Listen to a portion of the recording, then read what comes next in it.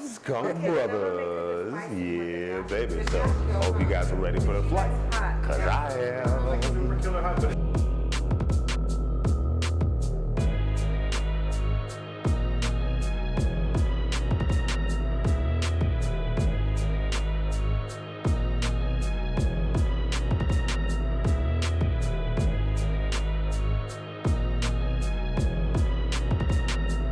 Good, y'all. I told y'all I had another guest on the way today. So, ladies and gentlemen, as you can see the name in the background, hailing all the way from Sacramento, ladies and gentlemen, please give it up to my boy Jay of Skunkbrothers. Yeah, what's good, player? Thank you so much, bro, for sharing some of your time with me, bro. Oh man, it's all love, brother. Anything I could do for you. See, if y'all don't understand, I've been talking with him for at least a good solid hour before I even started recording, because the dude is dope. Just straight up, just his aura, his energy that he puts out. Some real shit, y'all. Y'all have no idea how cool this individual is. Just me, man. Just me. Just trying to make it happen. And bro, so first and foremost, could you give me like a little, info of like how the Skunk Brothers name came to be, or like how did you? I remember we was talking a little bit about it. So Skunk Brothers so we'll go back to basics. So how I acquired Skunk Brothers, when I came home, I had to get a job. So I asked my PO, is it okay if I could work in a cannabis club? And he said, I don't care what you do as long as it's a job. So I started working in the clubs. Did that for a while. Then I was approached by the original owner of Skunk Brothers, said, hey, I have a brand, can you come work it for me? So I said, okay, well, it's interesting. It's something different. Instead of, taking a pay salary, I worked on a commission base. So right. I said, okay, I did that for a while. And then within a year, I acquired the company to further take it as my own and take it to the next level. So the company itself was already named. I just acquired it. I acquired the company and took it over, and that was in 2019. Yeah, so it's almost 2019, about 3 years, 4 years? What are we at now, 5 years? 5 years? 5 going on 6 years. Going on 6? Yeah. Yeah, man, y'all ain't got no idea how raw this product is either. And now, is that kind of like your first start into the cannabis industry? Is like that's kind of like how you got involved with it? Nah, so I started off, I come from, the pre-Prop 215 era. So there we go. I started in 96. I look at it like bootlegging. So back in 96, that's when I started my career with cannabis. And it was just a way to create revenue, just to live life. In those days, that was a low entry level into the game to start trying to make some type of revenue to create a better life for yourself. What ended up happening is it became legal. Once it became legal, then now you can get on paper, and it's no difference between bootlegging and now you actually have a brand with paperwork. So cannabis is just something that has always actively been in my life. Been legitimate for years. I haven't had any offsets or stuff to do with the other side. I don't know, brother, 10 years or more. So it's like, it's just different. Cannabis has been good to me and brought me to a different level of life. It helped me get generational wealth so I could change the outcome of my daughter's future. Right. Yeah, like we was talking before. Real family oriented, man, and I just like the fact that you're gonna make sure your family is taken care of. That's the biggest thing in life. It's like some people hustle for this or that. For me, just the ability to make sure the family has what they want. It used to start off with being able to pay the bills. Then it was be able to eat whatever you want. Right. Because a lot of people come up in a life where they're hustling just to try to pay the rent, and then once you hit the fact that you pay the rent, now it's like, well, we can eat whatever we want tonight. Right, yeah. And then it gets to a level to where it's like, oh, well, we can go shopping whenever we want. So it's just about hitting different levels of life. Now I'm in a position to where it's like, I facilitate different deals through my branding to where it's not a street thing no more. Now this is an actual business. So revenue comes in. I mean, it's a different level in life, Well, shoot, you what you say, you evolved. Yeah, exactly. You have to yeah. evolve. If you keep stagnant, you keep doing the same thing, you get the same results. So if you don't believe it in yourself, nothing's ever going to happen. I've took more losses than I've took profits, but they're all learning lessons. I always say I never took a loss, I learned a lesson. Ooh. So it's like, because it's valuable, because I won't do it again. So with anything in life that you do something wrong, don't look at it as, oh, I messed up, I lost this. No, I learned a lesson, it was just costly. But whatever you lost, you'll get it back. You just got to keep sticking with it and keep moving with it. Ain't that the truth, brother? Preach, brother, preach. Yeah, that's what I'm talking about. And there's been, if anything, you've been on top of the new wave lately too, because with Powder Donuts, you feel me? That was something that not everybody was used to, and like the whole THCA, like what had you jump down that pipeline, like with the whole THCA, just it being just good weed covered. We were only known for moon rocks. That's all we knew. Exactly. With your product though, what? Well, what it was is I got tired of everybody saying, you got 15 brands in the store. Everyone said, oh, I got the best weed, I got the best weed. Now, if we realistically we take 15 different brands, 15 different eights, put them on piles on the ground through your packaging way, you couldn't have no way to differentiate of whose weed is whose. So yeah, they look nice, but I guarantee you that most people aren't going to walk in and say what's what. So I wanted to create a product that had its own identity, so when you looked at it, you know whose branding it was. I wanted a product that was cutting edge, something that was new. I wanted something that no one else had at the moment. But just like anything else, when you come up with an idea, you got many people that want to emulate it. And that's fine. I'm not going to say that I'm the first person to ever put THCA on weed, because I'm probably not. But I am the first person that created my own strain for my own brand of Powder Donuts. Yeah. So, that's not to be confused with the brand Powder Donuts, but that's my strain from Skunkbrothers Powder Donuts, just because of its likeness and stature. But I needed something that, when I started thinking of an element, I said, okay, a lot of people are dabbing now, so they don't even want to smoke weed. Right. And now you're coming from a generation of people that a lot of people, they have their own reasoning. They're into pharmaceuticals.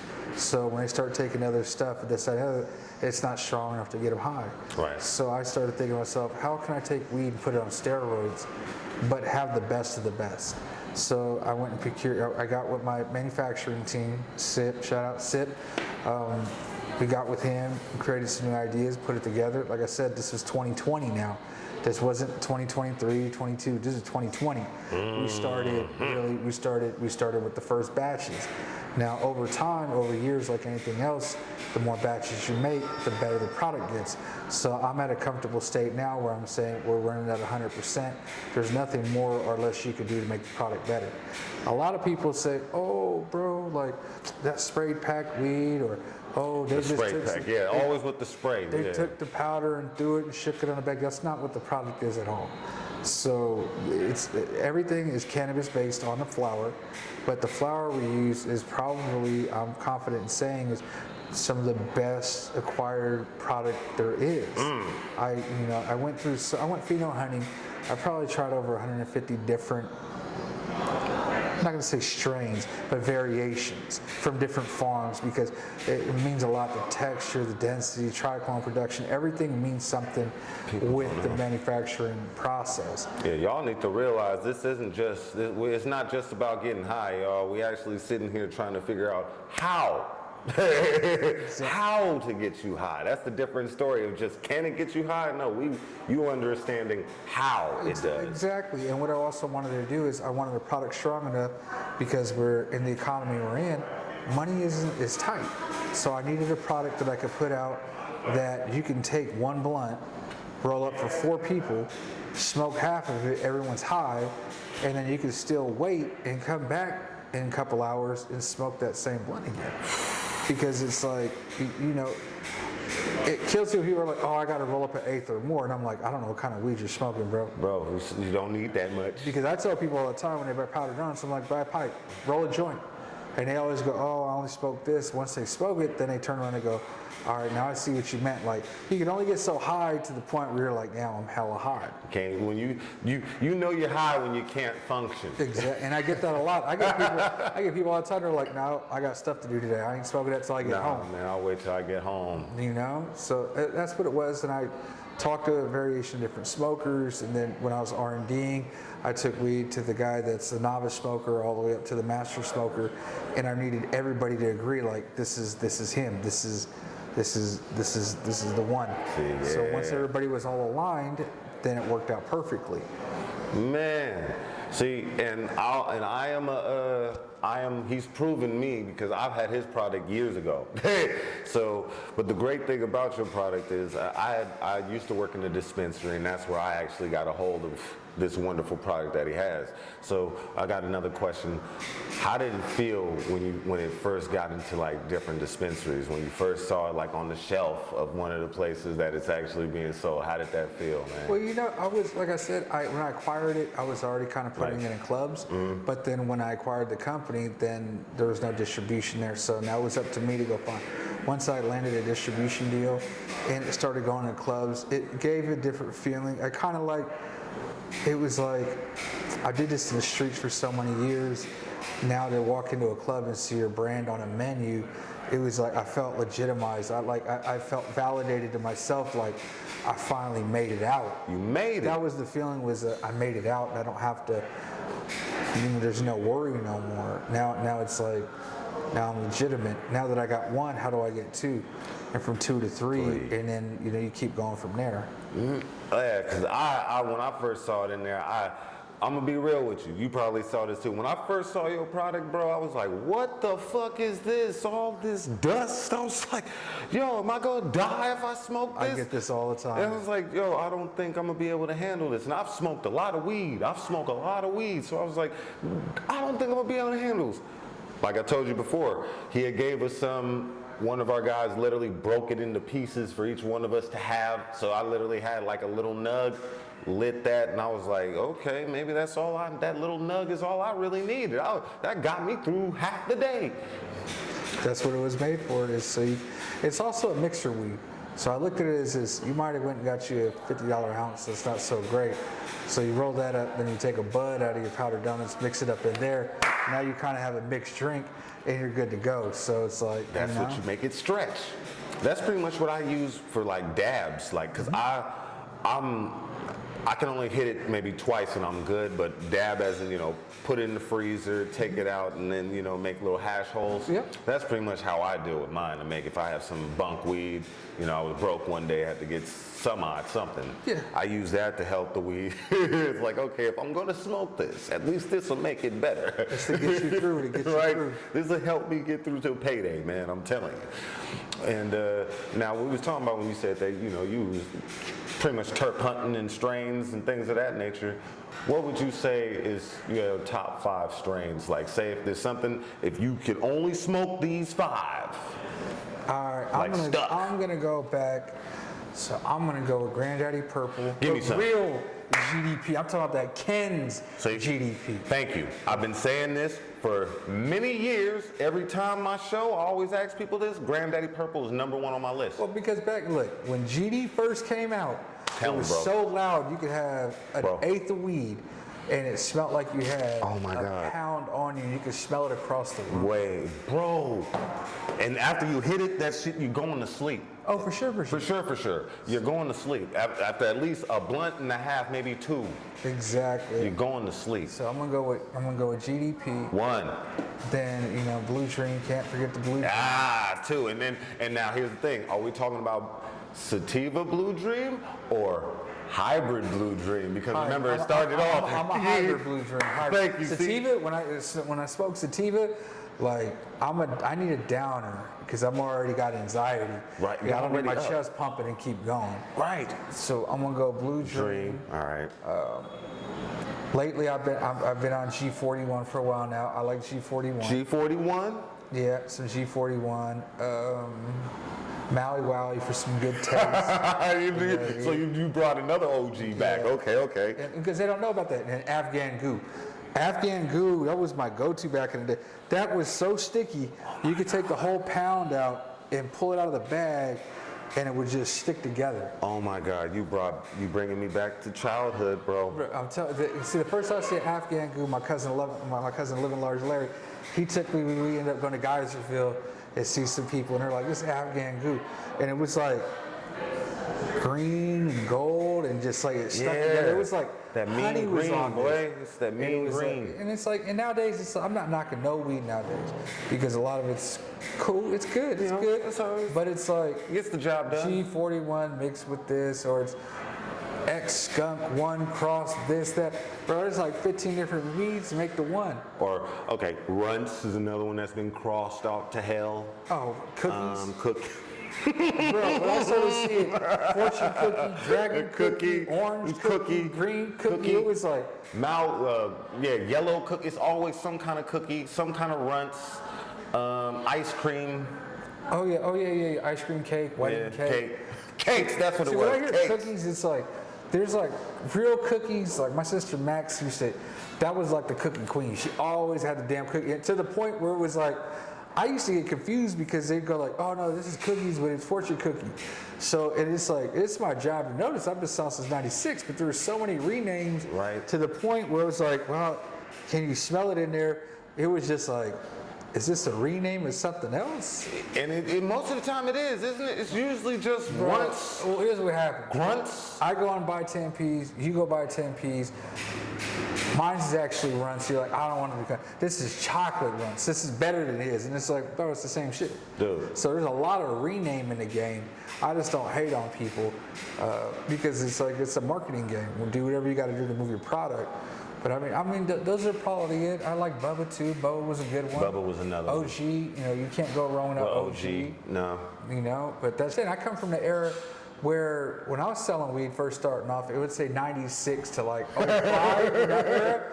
Bro, it was brick pack or it was green bud. Yeah. It wasn't really, and then it turned into it's that loud, you like know? what? Perps didn't come, like grapes didn't come until what, early 2000s? Yeah, it was like 04. First time I saw real perps, Yeah. I was in the Heights. My boy Big M, he passed, rest in peace, but he brought grapes out and I was like, what is that? And it was so loud that it was like, man, it was crazy. The mind state that you have for that, you got to have the mind for this, because like entrepreneurship, It's all from numbers, the ground up, bruh. It's all numbers. It's just like not to get off topic, but like my daughter. So this is, you know, this is built for her.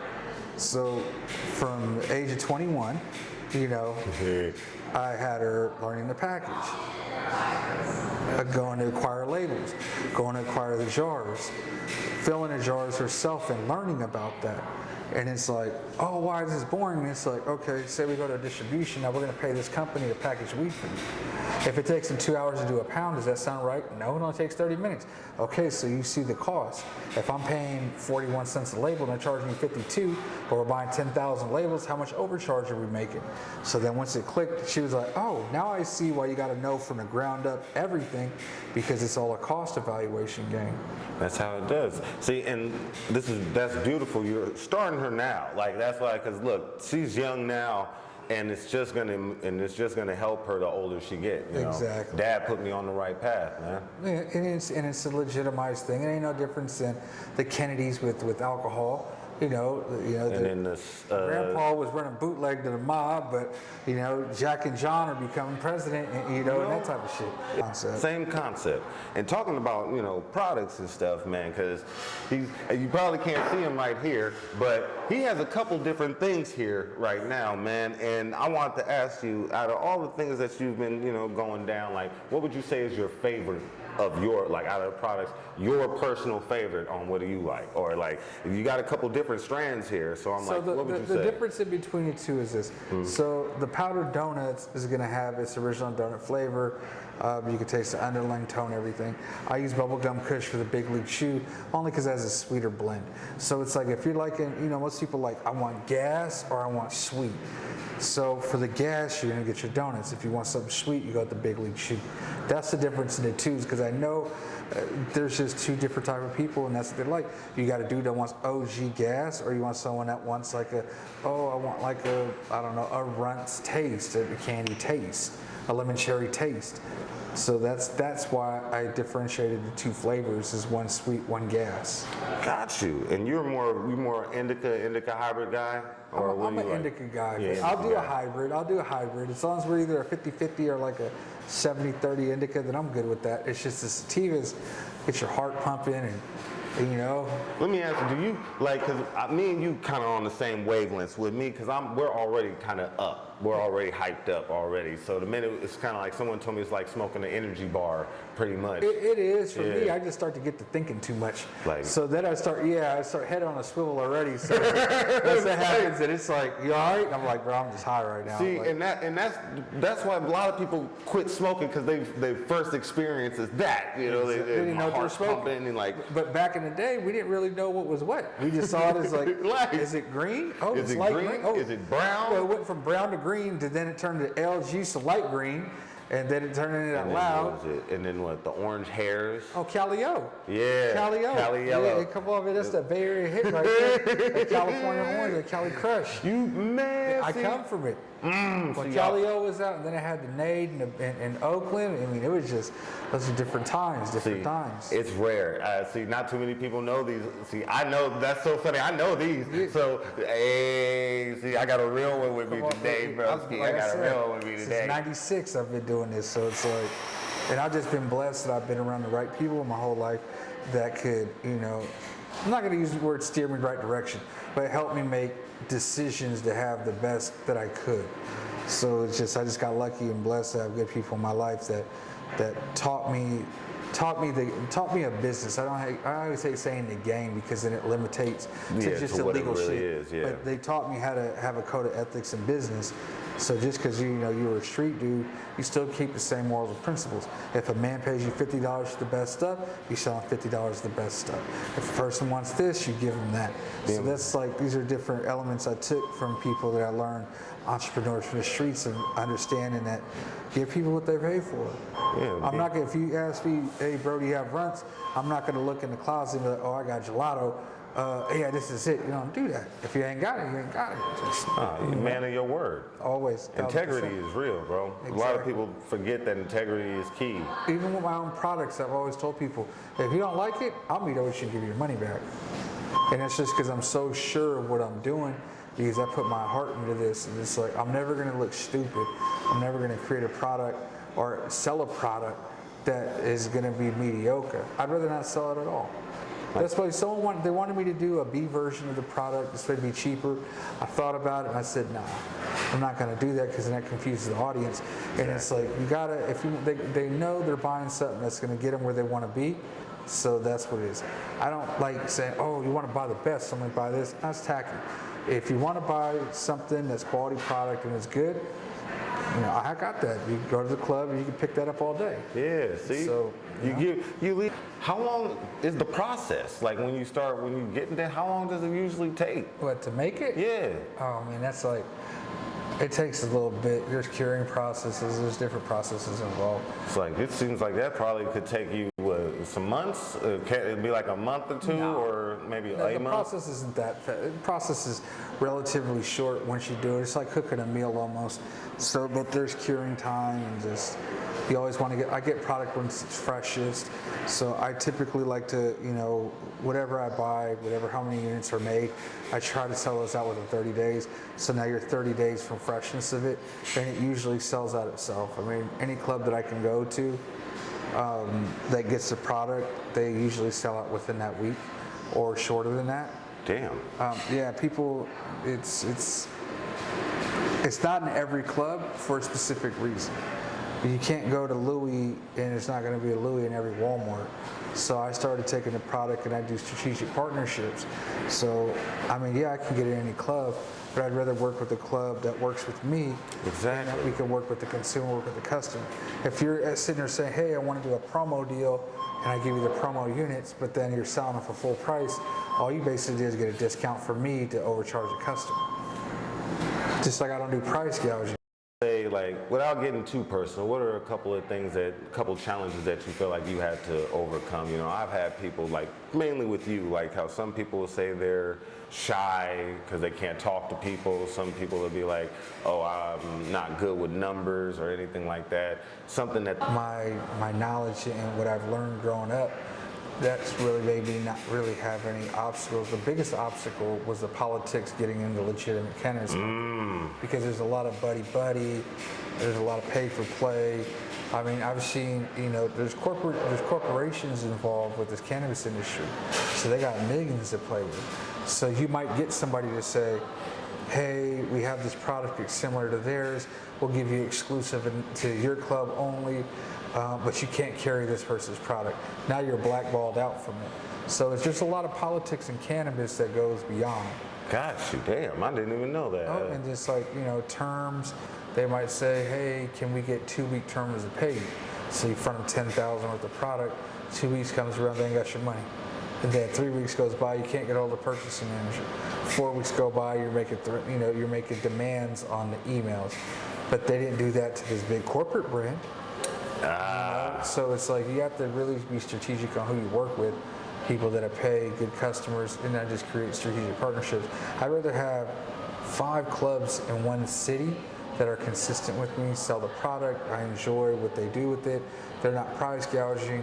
I'd rather work with those 5 than have all 20 because I know the product's gonna move itself and we're gonna have just the biggest volume demand. If you can go to every club and get your same product, you're gonna actually slow your sales. One of the marketing things that I have is I can drive traction to your club. People are seeking out this product. Yeah, they want the product, so all I need to do is just launch in your club and promote it social media, promote it through LeafLink. There's different ways of promoting it, and I will, help you move it. Weed maps. But for me, I've been blessed that when we started doing it, it caught a fan following. So there's people that just look for that specific product. Specifically, yeah, they are. And if they want to buy the weed and we sell out, that's fine because then they got the pre-rolls and they'll buy those. Or sometimes they buy both. Or some people don't. A lot of people, what's funny is a lot of people smoke weed don't know how to roll weed. They got that one friend that they go buy a sack and they go see their boy and they roll it up, or their girl and they roll it up for them. I guess I can be. I will say that I've been in that realm before. Yeah, I literally would have my friends, they'd have to roll for me for a couple of times. And what's fucked up is they were supposed to teach me. Fuck y'all. Y'all were supposed to teach me how to roll, and then the bullshit they want to say is, oh yeah, man, you should have learned anyway. Yeah, I learned by myself, assholes. But yeah, I've been. That's one of the reasons too I did pre-rolls, because a lot of people don't have time to roll. So if you buy a 5-pack pre-roll and you put it in your purse or your pocket, you might want to, you get out and want to smoke. That pre-roll, one pre-roll is strong enough where I've seen 4 dudes that smoke heavily all share that one pre-roll, and they're like, I'm good, bro. I'm high as shit. I'm good. My God. You have no idea what you've done, because I'm a pre-roll fanatic. And my audiences already know I've done pre-roll reviews and all that shit. I push pre-rolls so hard. So it's like, Jeter was the first one I actually pushed. And I have a whole little clip for them too later on if you guys check it out. Once you have it, it's the same thing as rolling up. It's just much easier because you can just hit and go. I know, because yeah, there is, what, people don't want to be able to mess with blunt wraps. People don't want to mess with backwoods. Sometimes, let's be real. Most people, we fucking with backwoods and shit because we're with our friends. We're with family and stuff. And I don't want to. I want to make sure I treat everybody right. For me, sure. I'm literally just smoking one of these bad boys to the face. Yeah. And I love these things because this is what you need. You can walk down the street with these. Well, maybe not yours, but maybe no, probably end up taking a nap. Oh, for sure, for sure. It's definitely going to enlighten your mood. Yes, and that's what I love. And like I said, there's a lot of, I'm a big stickler on pre-rolls. And there's 3 things I care about is taste, quality, and burn. Because, if you burn out, what's that going to do for me? Exactly. And, at least, because I know that usually sometimes infused ones, they're supposed to burn a little slower, right? They do. It goes to a wax ring. Bit of wax, yeah. So you'll see. Well, I'm excited for you to try it. Once you try it and let me know, then I'm going to say. Oh, yeah. I can't wait either. I'm juiced. So, things that you wish you knew before you started this, before you decided to take this full force, what were things you wish you knew before you started? When I started, I felt like I didn't have anything to lose, everything to gain. So for me, I didn't have any scared reasoning. When you're on the bottom and you're trying to get to the top, you ain't got nothing to lose. So it's like, the only thing I could have told myself then is not all gangsters have guns. because a lot of these corporations, and they'll stall you out. You know, I've seen companies get stalled out where they're to the point where they have franchise, they don't have 9 clubs, and they put in a $50,000 order. You're excited, I sold $50,000 of your product. Right. Now you're fighting with them to get your money back, and now you're stalled because that 50,000. There's not a, okay. Unless you have partners or you're clicked up with a franchise, there's not a lot of money there. I'm independent, so I don't have any partners. I don't have anything of the sort.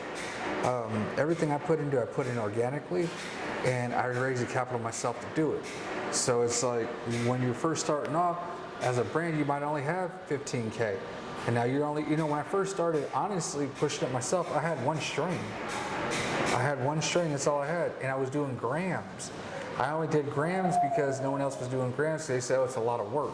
Right. So I ended up working at the distro with them to package grams, which was at that time gold because no one wanted to do it. It wasn't cost productive. But I saw market in it saying, well, if I go work at the distro, then I could package my product. Let me cut a deal with them.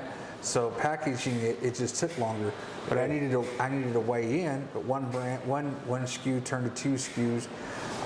Right now we have 4 SKUs. I quit selling non-infused flour about 6 months ago, just because, like I said, it got old saying, "Oh, well, is this brand compared to this brand or this brand?" No, it's not. So that's why now I just stay with infused products. Yeah, man. I mean, there's a niche for that because, like people like me, we've already had everything under the sun. Exactly. And it's kind of like we're not getting high anymore. And now that we're done made it to this level, now we're literally looking for taste. We're looking for power. We're looking for all of that in one all the shot. above. And you know. To me, that's bargain weed. Community weed. I'm not going to really hate on it because if you want to get high and you got $20 in tip money, then you're going to go get that $20 stack at the club. Right. It's like, I'm like, get some good weed, sit that in the corner, get you some community weed. Exactly. Mix it. You know. Try to make this shit last till payday, baby. Man, respect is respect, bro. Because like I said, some of the stuff that we've talked about already, you've come from a lot. And obstacle, you know, it challenges the obstacles build you. They don't break you. They only break you if you can't come back from it. So for me, I just look at it as, like I said, even a loss I learned is a learning experience. So anything that I've went through in life, I took it as the lesson learned. You know, Yeah. So that's all you can do is keep moving from it. You can't sit up and dwell about this, that, or the other, because now you're just using up valuable time that you could have been utilizing to do something better. shoot, you pretty much answered my question before I could ask it to you. I was getting ready to say, what was a failure that what was a failure that you went through? Well, it might not have been a big one, but big to you at least. Failure that you went through and what you learned from it. I've failed more times than I can count, and I'm fine with that. And I've failed in all aspects of my life, whether it was personal, whether it was business, or, and I've learned from all of them. I've evolved from the situations. I've made mistakes. I've made a lot of mistakes, but what I've learned from them is the outcome of that mistake and not to do it again. And I've just been blessed and lucky that anything that I've failed at or I made a mistake in, I was able to recover from. So it's like there are certain things in my life that I've failed, and there's a lot of things in life, man. And the most important thing is that everything passes. Anything good will pass, anything bad will pass. So just enjoy the moment and learn from it. If it's a positive outcome, take it as a win for today. If it was a bad outcome, know tomorrow will be a better day. Just keep trucking and keep going through. Consistency is key to growth. So just stay consistent and know that it's going to get better no matter what it is. Man, I love that shit. That's what I'm talking. See, and I'm just gonna be straight up with you, bro. I brought you on the show mainly because you're an inspiration, bro. I learned to start, as I got older, I started wanting to be more of an example, because I can get up here and be like, oh, I got this and I got that, but what are you really teaching somebody? Because the true question is, how did you get that? I've always been a bended ear, and someone wanted to ask me a question, I've never been shy to tell them how to do it. But it's like, It takes a lot of work. You know, I hear people all the time like, "Oh, bro, I'd love to be like you." I'm like, if you knew what came with it, you might have a second guess, bro, because it's like a lot of sleepless nights, a lot of stress that comes behind it. But you know, there's benefits to it. I mean, that's what I mean. Like, you're also a motivator. Like, the cool thing about motivators is you weren't looking to be a motivator. You weren't trying to do that. It just happened. And that's usually what happens with people who are leaders, people who are motivators. It just gradually happens for you. And you know, all the shit that you've been through. So I gotta ask you, what inspires you, man? You know, honestly, fear inspires me. The fear of failure. And it ain't even a failure to myself. It's the fear of failing my family. So when you come out of a certain circumstance or your family's a certain circumstance, you want them to live a better life. You know, I want my wife to live a better life. I want my daughter to live a better life. I want my mother to have a better life. So what drives me is the fear of failure. If I don't get up and get this done right now, this could be the possible outcome of this. And because I didn't get up and do this or react to this or handle this appropriately, now this is the outcome of it. Because a lot of times when you hit a certain level, you take that responsibility and put your family on your back. So it's not just you. It's easy in life when you're running through life and it's just you.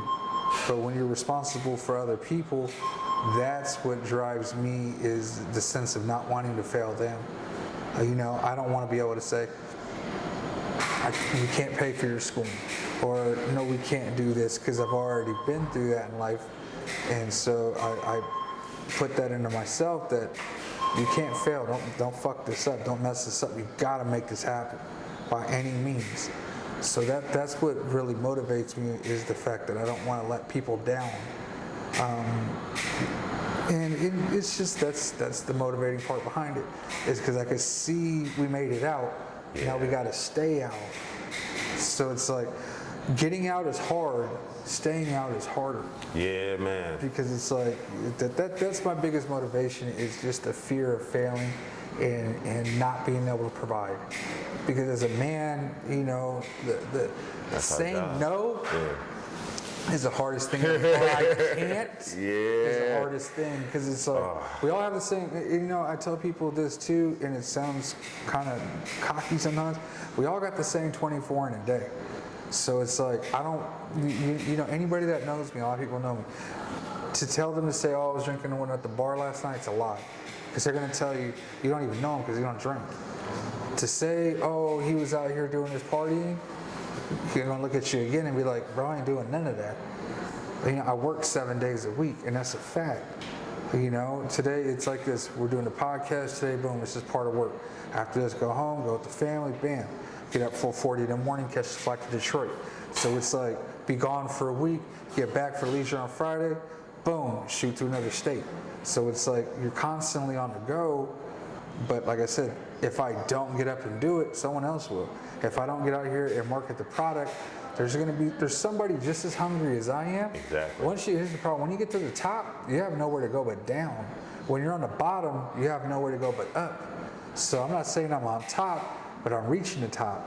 So it's kind of like, that's the scary part, because I'm climbing, all I can do is slip down off the mountain. Yeah. And there's somebody coming for you, always. There's a new brand, there's somebody right now that's working on their computer with their marketing idea, their new logo design, their new branding, they're putting new content out.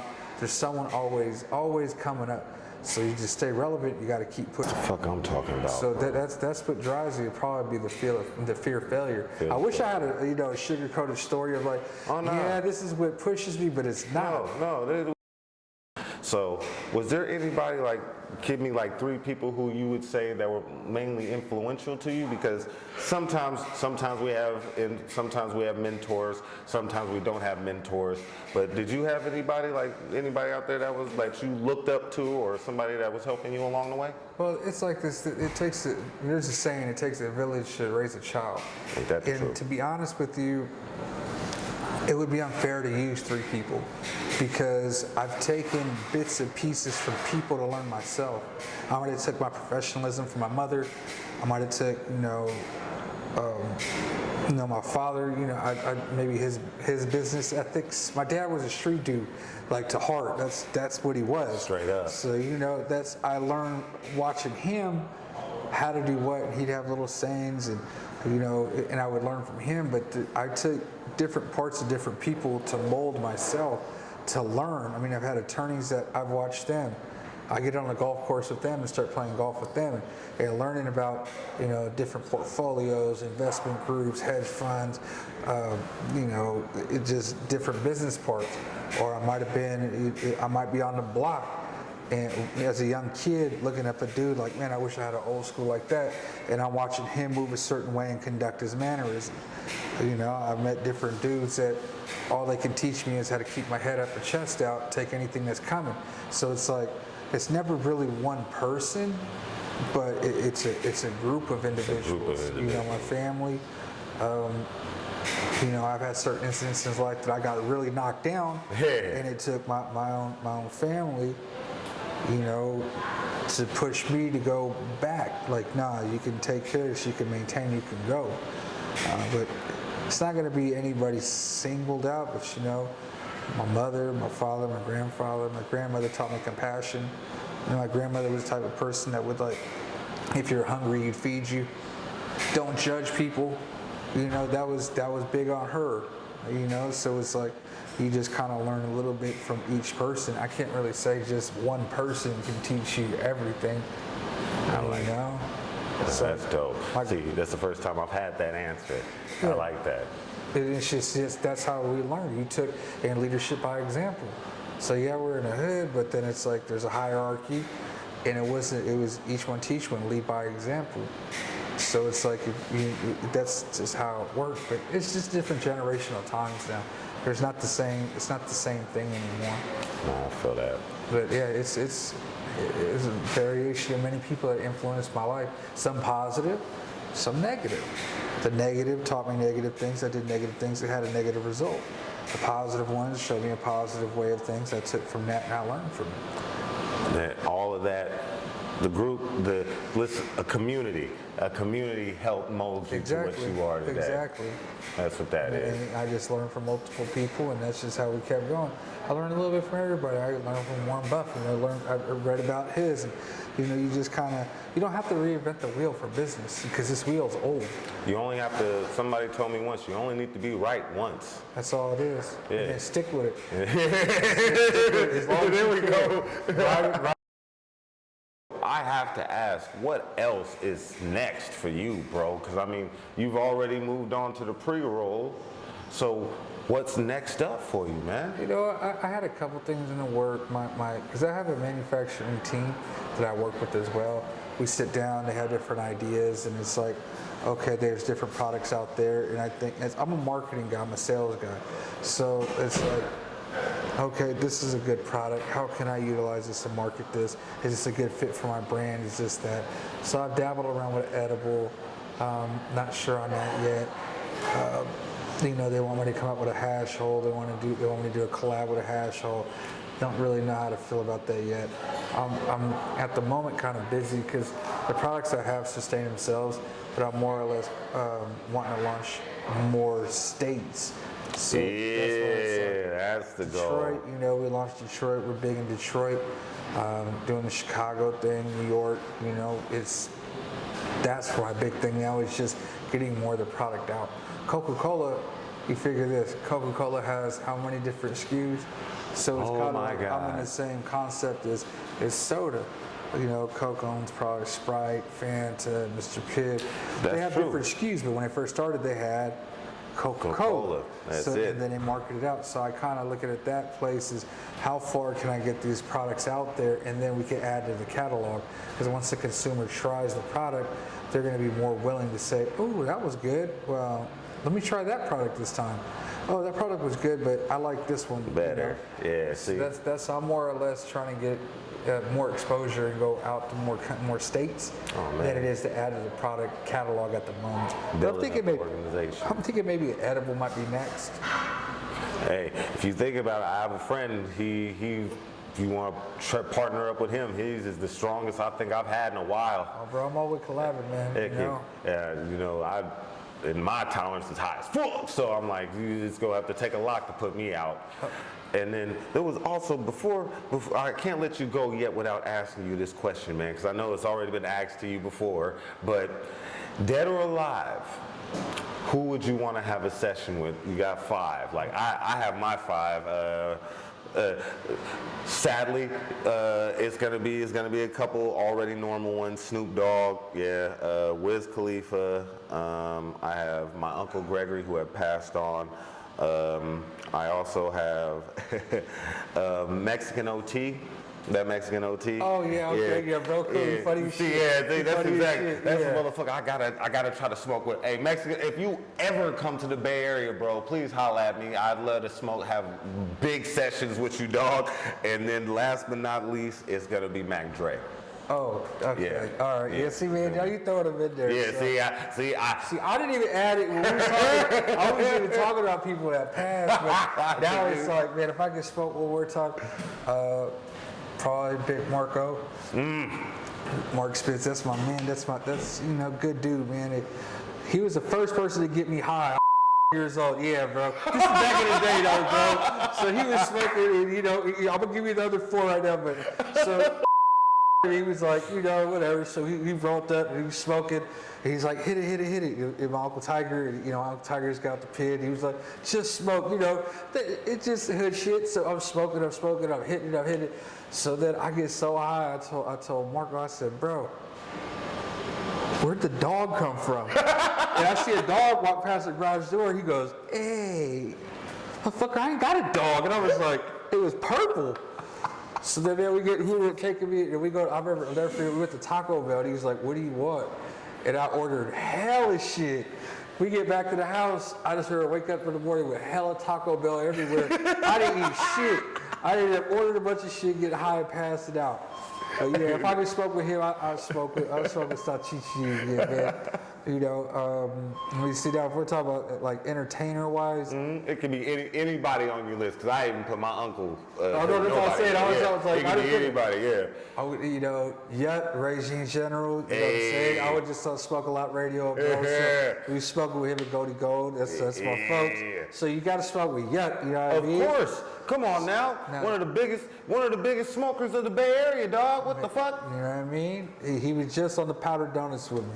Let me see. I'm gonna probably go with Mo 3 from Texas. Mo 3. He passed, but that'll be Rest so in peace. Let me see. Who else we got?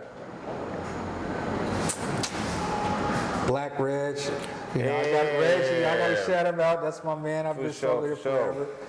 It should probably. Damn, bro, this is hard. When you start doing 5, it's hard. That's why I was like, hold on, I'm finna. I want to stump him a little bit, damn it. Let me see, damn. It's gonna be a tie, bro. Probably between Jadakiss and Millie's. Probably one of them two. So it's like, I'm on the West Coast, but I go to the East Coast. I'm all in between. But it's hard because you got Bun B that you could have smoked with, brought back, Mac Dre, like you said. Yeah, hey, I got goosebumps with the Millies and Jadakiss one though. Hey, that's a hard one. I smoke both. You gotta take some sour out there. After they want OG or they want sour, that's how it is out there. Of course, that New York sour. Listen, we gotta do like the 5. Next time we have to do like 5, you got to go to like Coast. Because it's like a whole different thing. Because it's like, trying to make me break it down. Because now people, each coast is gonna be like, what? Yeah, because if I were to D, then it's like, you got T Grizzly, you got, you know what I mean? You got Vino, you got different people. So it's like, hey, you know what? You're right. Because there are some, like, you're right. I should break it down because like, now that I think about it's hard for me because it's like. Yeah, well, that's because you live a fucking life, damn it. I mean, you've actually been out there. I took it on the road. Yeah, you've been out there being able to see things and stuff. Bro, I've been stuck in the hood. Bro, that's where I came from, bro. That's where it all came from, so. Man, hey, bro, I just say thank you again, man. It's all up, brother. Anytime you're in my city, it's good. Bro, you like I said, this right here, just this interaction with you, I say again, I tell this to everybody that come through. Thank you for sharing just a little part of your greatness with me, And in dog. Mexico too, bro. You come to Cali, come up north, you'll be cool. Bro. Everything cool. Bro, want to smoke with you? I got the Bro. weed. We popping, bro. We could have sessions. And I'm like, yeah, I want to have a session with you too. I'll We bring, gonna I'll have to bring get the that, man. units. It's all good. So Bro, make it happen for my bro. Like I said, come up to north, you'll be good. Everything's straight.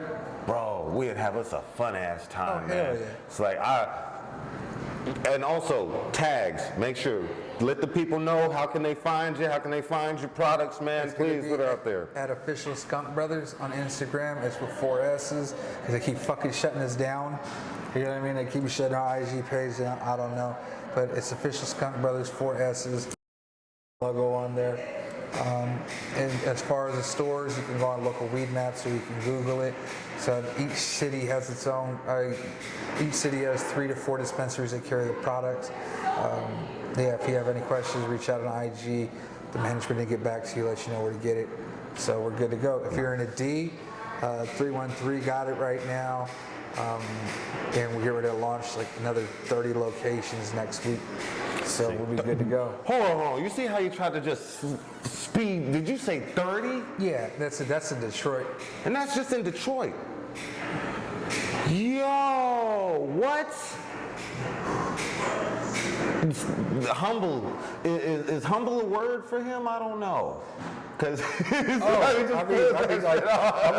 Cali, like, you know, I'm in Cali, you know what I mean? If you want to go to the Bay, Sacramento, we go to LA, you know, we're everywhere like air, so I'm trying to make it work, you know? What's one state that you want to go to bad, that you really want don't you say all of them either, because I already know that's coming. So I'm like, one that you really want bad. Well, I want them to be legal. Legal, okay, legal. So one that you want bad though, that you go there right now. For real with you, this will sound crazy, but Utah. And the reason, and now listen now. So when I worked remember I told you I worked at the clubs for a little bit, right? Yeah. Bro, everybody that came from Utah, whether it was an old white lady with the cross that was a church lady, came to the cannabis clubs. Like they'd have conventions and they would come and they'd say, oh yeah, you know, Bible Belt, we don't have it here. And it amazed me on how many people from Utah smoke weed of all ages, genders, race, everything.